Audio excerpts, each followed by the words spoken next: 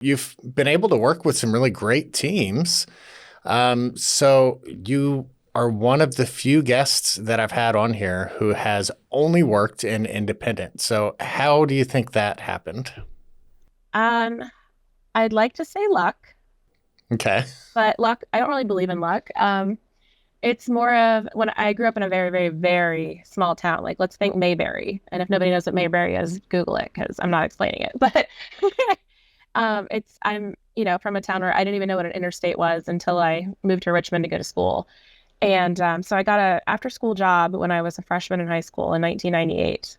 And a clerk at an independent in Orange, Virginia. It was called Grimes Drugstore. It's not there anymore. Another independent pharmacy is there. And it was just, you either worked at the hardware store or you worked at the pharmacy. That was your after Yeah. school job, right? So that's what I did 3 to 4 days a week. And I was the weekend shift because, the full timers wanted their weekends to themselves. And I'm like, I'm here for it. And I remember going in for my interview, and it wasn't really an interview because everybody in that small town knows each other. So, Right. it was like, the job is yours, but here's what I'm expecting from you. And so it started out with, we do things here, and I have three, the owner, oh gosh, Bill Morris was his name. Anybody knows him, tell him hi. I haven't seen him in a long time. Um, he said that I have three things I expect from you. We don't lie, we're honest, and we don't steal. Those are the three requirements to work there.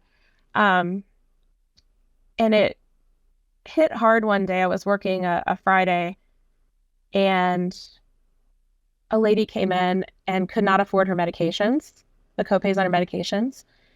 And I remember her going to the side where the pharmacist would talk to the patient, and she kind of whispered something, and I knew her obviously because small town, you know everybody. And I realized she handed him a check, and he gave her the medications. It didn't go through the register or anything like that, and I was like, weird. And this was back when you wrote the paper received, so the little tickets you had to file for signatures. This is Sure. before the days of electricity. And And 1998, 1998, 99. Gotcha. And I remember him coming and pulling me aside and saying, listen, sometimes we do things for people because they need our help.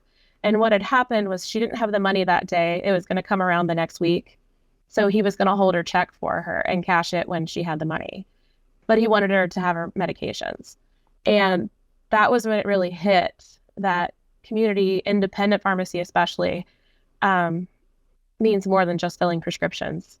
And that's what did it. So I ended up moving to Richmond in 2002 to go to school for music.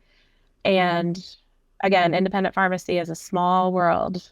And so I got a job at Buford Road Pharmacy with Ron Davis, who has since retired, but is my absolute end all be all mentor. Wouldn't be where I am without him. And I was there for 10 years. Wow. Learned so many things there. And to 2014, Catherine reached out to me here at Bremo about a bedside delivery program at our outpatient hospital pharmacy. And I was like, I don't know what that is. Let's do it. Um, that pharmacy has since closed during COVID. It makes it really hard for patients to go in and out of a hospital when there's a pandemic. Sure. So we've combined that with our retail pharmacy, but I'm still here in our training center. I've worked at every single location in the past 9 years that Bremo has to offer. And I'm having a fun time. This is a really cool company. We call it the Wonderland of Pharmacy. If nobody's been here, definitely come by. I'll give you a tour. We do all the things.